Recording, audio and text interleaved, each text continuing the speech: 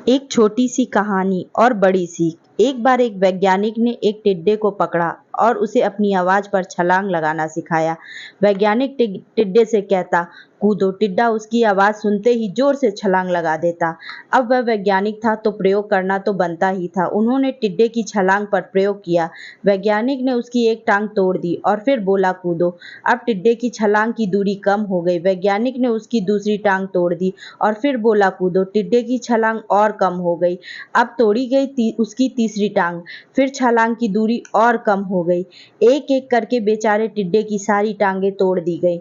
अब आखिरी टांग टूटने पर जब उससे कहा गया कूदो तो वह हिल भी नहीं पाया।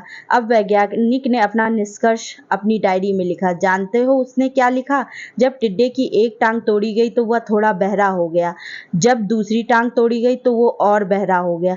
हर टांग टूटने के साथ वो और बहरा होता गया और सारी टांग टूटने के बाद वह बिल्कुल बहरा हो गया। अब जोर जोर से चिल्लाने का भी उस पर कोई असर नहीं हुआ। वो तो अपनी जगह से हिला तक नहीं, छलांग लगाना तो दूर की बात थी। इस कहानी को सुनकर सभी को ऐसा ही लग रहा है ना कि क्या मूर्ख था वैज्ञानिक। इतनी सीधी सी बात उसे समझ में नहीं आई। या कुछ लोग ये भी सोच रहे हैं कि ये तो किसी बच्चे को भी पता है कि टिड्डे की छलांग उसकी टांग टूटने की वजह से कम होती जा रही थी, ना कि वह बहरा हो गया था। दोस्तों, हम सभी जीवन में कई बार ऐसे ही मूर्ख बन जाते हैं। कई बार जीवन में दो घटनाएं एक साथ हो जाती हैं कि उनका एक दूसरे से कोई संबंध होता ही नहीं, फिर भी ऐसा लगता है कि गहरा संबंध है।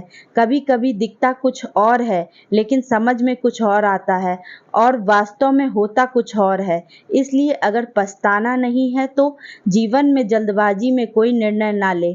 हमेशा सूझबूझ का इस्तेमाल करें, सावधानी बरतें, नतीजे सोच विचार कर ही निकालें।